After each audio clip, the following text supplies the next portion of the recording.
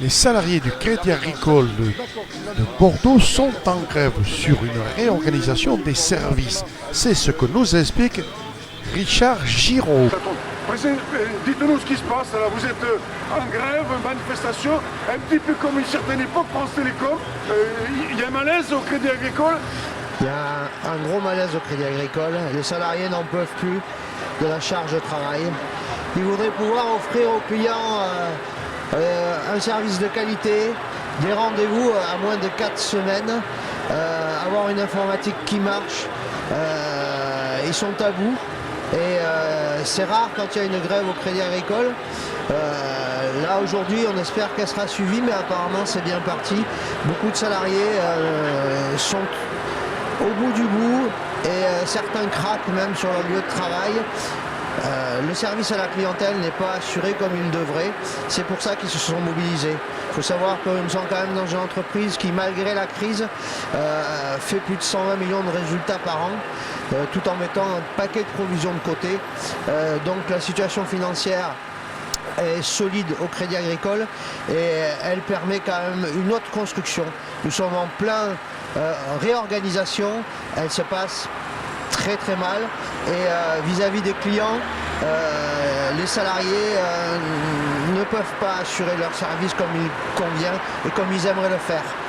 Est-ce que vous ne risquez pas d'avoir des gens de dépression, risque de suicide comme à France Télécom? J'espère que ce ne sera pas comme à France Télécom, mais on a déjà noté, pendant un temps il y avait beaucoup d'arrêts maladie en progression, là ça a chuté, mais c'est difficile de faire le lien entre les arrêts et les conditions de travail, mais on est sûr qu'il y a un lien ténu. Avoir nos collègues comme ils sont mal dans leur travail, on se fait du souci. Oui. Est-ce que ce malaise, il est depuis longtemps ou ça vient juste de démarrer ou ça couvre depuis un petit moment cette situation? Vous savez, les sujets de discorde sont nombreux, mais là, ça fait, c'est latent. Et la nouvelle réorganisation qui vient d'être, qui était en gestation depuis un an quand même, avec des périodes de tests, dans lesquelles les organisations syndicales et les élus du personnel n'ont pas été vraiment écoutés sur les recommandations qu'ils préconisaient. Et bien là, maintenant qu'elle est en œuvre, et bien voilà, on arrive à l'ultime à faire la grève. Donc tous les Crédits Agricoles sont en grève ou simplement... Non, il s'agit pour l'instant que du Crédit Agricole d'Aquitaine. Pourquoi les autres n'arrivent pas à suivre? Non, c'est pas parce que c'est vraiment un problème aquitain. C'est une réorganisation tout à fait locale pour l'instant. Mais vous n'avez pas peur que ça s'étende sur d'autres Crédits Agricoles, cette situation? Peur, non. C'est jamais... c'est vraiment l'ultime action, la grève. Après, je vous répète, c'est vraiment un sujet aquitain. Ah d'accord, donc pour l'instant ça ne concerne que ce Crédit Agricole-là. Pour l'instant ça concerne que le Crédit Agricole d'Aquitaine. Les autres ne sont pas touchés par cette situation. Oui. Mais est-ce que la solidarité ne voudrait pas qu'ils vous soutiennent?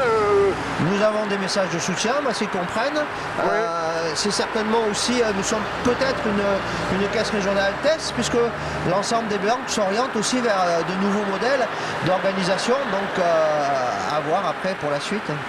Qu'est-ce qu'on peut dire? Filion, lui, veut faire travailler 40 heures, le public comme le privé, avec payé 35-37. Pour vous, cette situation? Je ne rentrerai pas dans le débat politique, par contre, ce que je peux vous dire, c'est que nous travaillons en théorie 39 heures par semaine, mais je peux vous garantir que les salariés font davantage.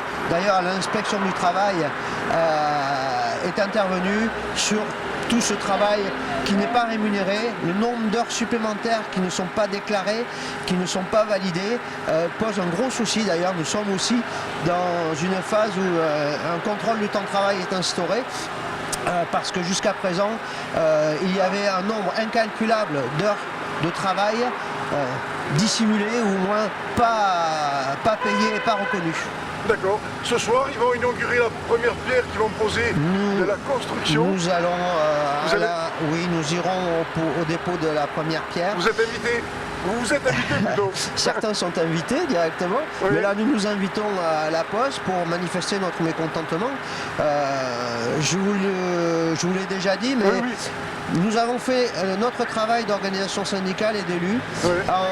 Pendant un an, sur cette nouvelle organisation, nous avons dit les choses clairement, nous avons relevé les problèmes, nous avons essayé d'apporter des solutions, mais nous n'avons pas été écoutés.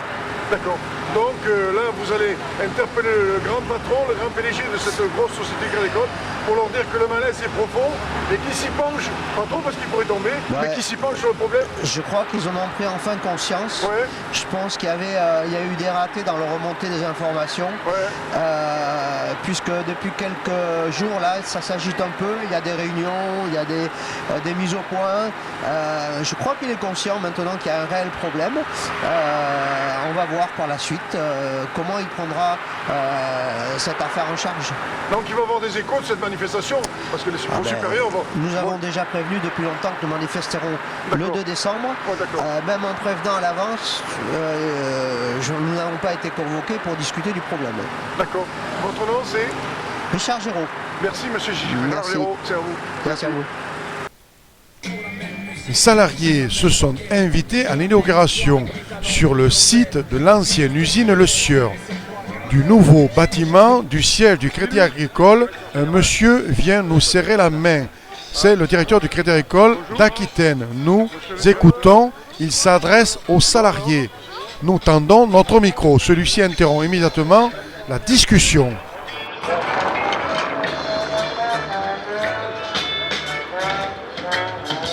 Voilà, c'était mon héritage. Comme tu vois, j'ai fait mes bagages. Je te laisse avec ta maman.